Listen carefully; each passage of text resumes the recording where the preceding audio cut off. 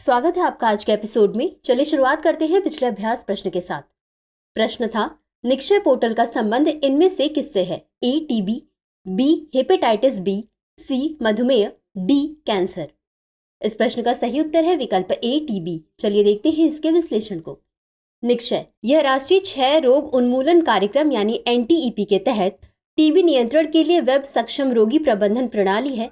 यह प्रणाली राष्ट्रीय सूचना विज्ञान केंद्र यानी NIC और भारत के विश्व स्वास्थ्य संगठन कार्यालय के साथ साझेदारी में सेंट्रल टीबी डिवीजन यानी CTD द्वारा बनाई एवं प्रबंधित की जाती है।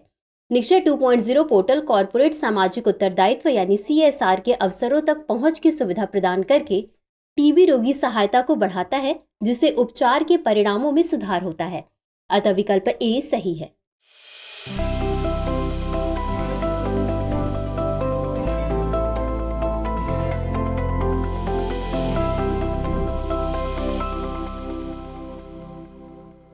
तो चलिए शुरुआत करते हैं आज के एपिसोड की पहले प्रश्न के साथ। भारतीय बीमा नियामक और विकास प्राधिकरण यानी IRDAI के संबंध में निम्नलिखित कथनों पर विचार कीजिए। 1. यह IRDA अधिनियम 1999 के तहत स्थापित एक स्वायत्त और वैधानिक निकाय है। 2. यह वित्त मंत्रालय के अधिकार क्षेत्र में कार्य करता है। 3. यह भारत में बीमा क्षेत्र की देखरेख करने वाली शीर्ष संस्था है। उपर्युक्त में से कितने कथन सही हैं? ए केवल 1, बी केवल 2, सी सभी 3, डी इनमें से कोई भी नहीं। इस प्रश्न का सही उत्तर है विकल्प सी सभी 3। चलिए देखते हैं इसके विश्लेषण को। भारतीय बीमा विनियामक और विकास प्राधिकरण यानी IRDAI यह IRDA अधिनियम 1999 के तहत स्थापित एक स्वायत्त और वैधानिक निकाय है। अतः कथन 1 सही है। यह वित्त मंत्रालय के अधिकार क्षेत्र में कार्य करता है। अतः कथन 2 सही है। यह भारत में बीमा क्षेत्र की देखरेख करने वाली शीर्ष संस्था है जो पॉलिसी धारकों के हितों की सुरक्षा सुनिश्चित करती है, साथ ही उद्योग के व्यवस्थित विकास, विनियमन एवं विकास को बढ़ावा देती है। अतः कथन 3 सही है। अगला प्रश्न है, वित्त आयोग के संबंध में निम्नलिखित कथनों पर विचार कीजिए। 1. यह एक संवैधानिक निकाय है जो संघ और राज्यों के साथ साथ राज्यों के बीच कर राजस्व के वितरण की सिफारिश करता है। 2. वित्त आयोग का गठन संविधान के अनुच्छेद 280 के तहत वित्त मंत्री द्वारा किया जाता है। 3. इसमें राष्ट्रपति द्वारा नियुक्त एक अध्यक्ष और 4 अन्य सदस्य शामिल होते हैं। उपर्युक्त में से कितने कथन सही हैं? ए केवल 1, बी केवल 2, सी सभी 3, डी इनमें से कोई भी नहीं। इस प्रश्न का सही उत्तर है विकल्प बी केवल 2। चलिए देखते हैं इसके विश्लेषण को। वित्त आयोग यह एक संवैधानिक निकाय है जो संघ और राज्यों के साथ साथ राज्यों के बीच कर राजस्व के वितरण की सिफारिश करता है। अतः कथन 1 सही है। वित्त आयोग का गठन संविधान के अनुच्छेद 280 के तहत भारत के राष्ट्रपति द्वारा किया जाता है। अतः कथन 2 सही नहीं है। इसमें राष्ट्रपति द्वारा नियुक्त एक अध्यक्ष और 4 अन्य सदस्य शामिल होते हैं, जिनमें से प्रत्येक की कार्यावधि राष्ट्रपति के आदेश द्वारा निर्दिष्ट होती है तथा पुनर्नियुक्ति के लिए पात्र होते हैं। अतः कथन 3 सही है। अगला प्रश्न है, निम्नलिखित युग्मों पर विचार कीजिए जिसमें एक तरफ शहर और दूसरी तरफ क्षेत्र दिए गए हैं। 1. बेशम खैबर पख्तूनख्वा, 2. दासू ईरान, 3. तुर्बत सीरिया। उपर्युक्त युग्मों में से कौन सा या कौन से सुमेलित है या सुमेलित हैं? ए केवल 1, बी केवल 1 और 2, सी केवल 2 और 3, डी 1, 2 और 3। इस प्रश्न का सही उत्तर है विकल्प ए केवल 1। चलिए देखते हैं इसके विश्लेषण को। प्रमुख शहर बेशम पाकिस्तान के खैबर पख्तूनख्वा के शांगला जिले में स्थित एक शहर है। अतः युग्म 1 सुमेलित है। दासू अथवा दस्सू पाकिस्तान के खैबर पख्तूनख्वा के ऊपरी कोहिस्तान जिले का जिला मुख्यालय है। अतः युग्म 2 सुमेलित नहीं है। तुर्बत बलूचिस्तान में स्थित है। अतः युग्म 3 सुमेलित नहीं है। अगला प्रश्न है, सशस्त्र बल विशेषाधिकार अधिनियम यानी AFSPA के संबंध में निम्नलिखित कथनों पर विचार कीजिए। 1. 1958 में संसद द्वारा अधिनियमित सशस्त्र बल विशेषाधिकार अधिनियम सशस्त्र बलों को अशांत क्षेत्रों में सार्वजनिक व्यवस्था बनाए रखने के लिए विशेष शक्तियां और प्रतिरक्षा प्रदान करता है। 2. केंद्र सरकार किसी राज्य के राज्यपाल के पास किसी राज्य या केंद्र शासित प्रदेश या उसके किसी हिस्से को अशांत क्षेत्र घोषित करने का अधिकार है। 3. अधिनियम के तहत सशस्त्र बलों को अभियोजन से छूट प्राप्त है जब तक कि राज्य सरकार अभियोजन एजेंसियों को मंजूरी प्रदान नहीं करती। उपर्युक्त कथनों में से कितने सही हैं? ए केवल 1, बी केवल 2, सी सभी 3, डी इनमें से कोई भी नहीं। इस प्रश्न का सही उत्तर है विकल्प बी केवल 2। चलिए देखते हैं इसके विश्लेषण को।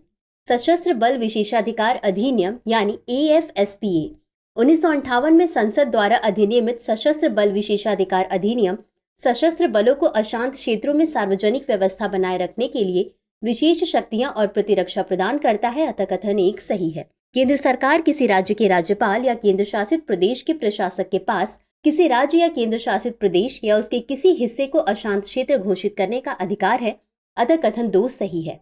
अधिनियम के तहत सशस्त्र बलों को अभियोजन से छूट प्राप्त है जब तक कि केंद्र सरकार अभियोजन एजेंसियों को मंजूरी नहीं देती, अतः कथन 3 सही नहीं है। अगला प्रश्न है, भारत टीबी रिपोर्ट 2024 के संबंध में निम्नलिखित कथनों पर विचार कीजिए। 1. रिपोर्ट के अनुसार भारत में तपेदिक यानी टीबी की अनुमानित संख्या और वास्तविक मामलों के बीच का अंतर कम हो रहा है। 2. इसे विश्व स्वास्थ्य संगठन द्वारा जारी किया गया है। उपर्युक्त में से कौन सा या कौन से कथन सही है या सही है?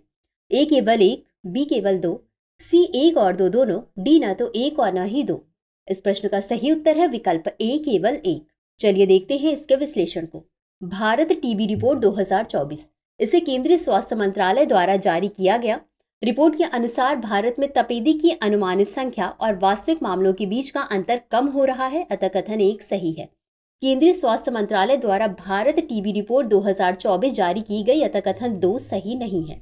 अगला प्रश्न है, निम्नलिखित कथनों पर विचार कीजिए। कथन 1, रामकृष्ण आंदोलन की शुरुआत स्वामी विवेकानंद ने वेदांत के सार्वभौमिक संदेश के प्रचार प्रसार के लिए की थी।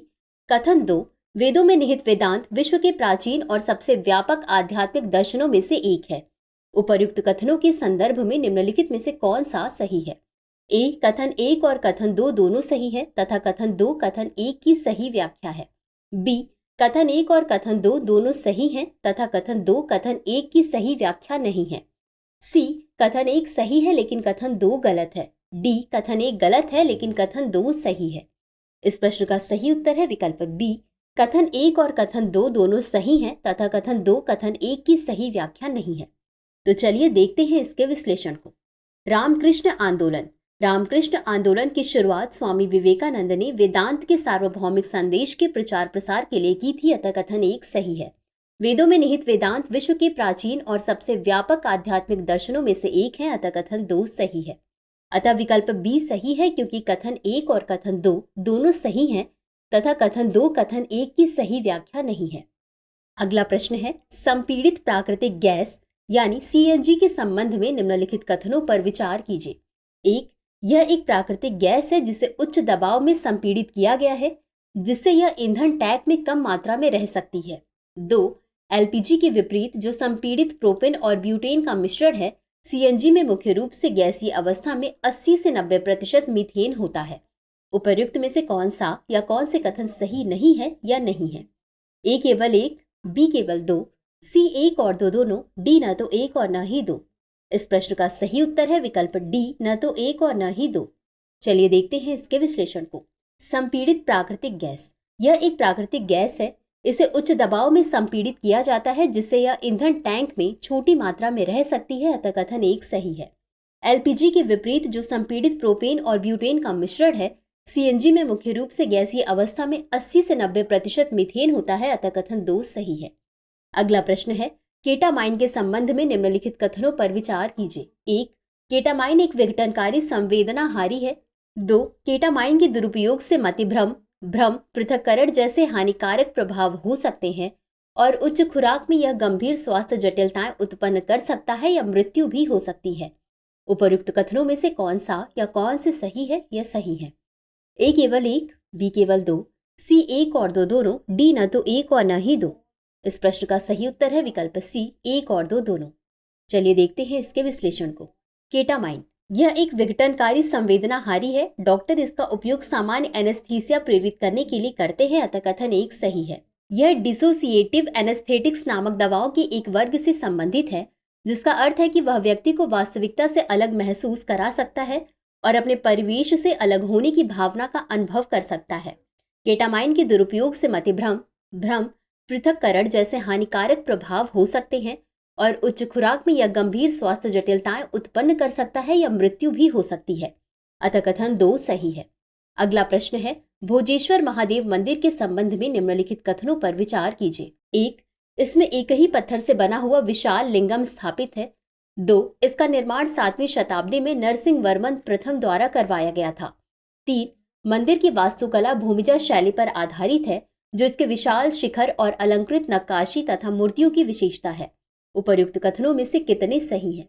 ए केवल 1, बी केवल 2, सी सभी 3, डी इनमें से कोई भी नहीं। इस प्रश्न का सही उत्तर है विकल्प बी केवल 2। चलिए देखते हैं इसके विश्लेषण को। भोजेश्वर महादेव मंदिर यह भगवान शिव को समर्पित है और इसमें एक ही पत्थर से बना विशाल लिंगम स्थापित है, अतः कथन 1 सही है। 11वीं शताब्दी में राजा भोज द्वारा बनवाया गया यह मंदिर अपनी भव्यता और अद्वितीय वास्तुकला के लिए प्रतिष्ठित है, अतः कथन 2 सही नहीं है। राजा भोज परमार वंश के एक प्रसिद्ध शासक थे जो अपने सम्रांगण सूत्रधार के वास्तुशिल्प ग्रंथ के लिए जाने जाते थे। मंदिर की वास्तुकला भूमिजा शैली पर आधारित है, जो इसके विशाल शिखर और अलंकृत नक्काशी तथा मूर्तियों की विशेषता है, अतः कथन 3 सही है। तो चलिए अंत में देखते हैं आज के अभ्यास प्रश्न को। T+0 ट्रेंडिंग निपटान चक्र के संदर्भ में निम्नलिखित कथनों पर विचार कीजिए। 1.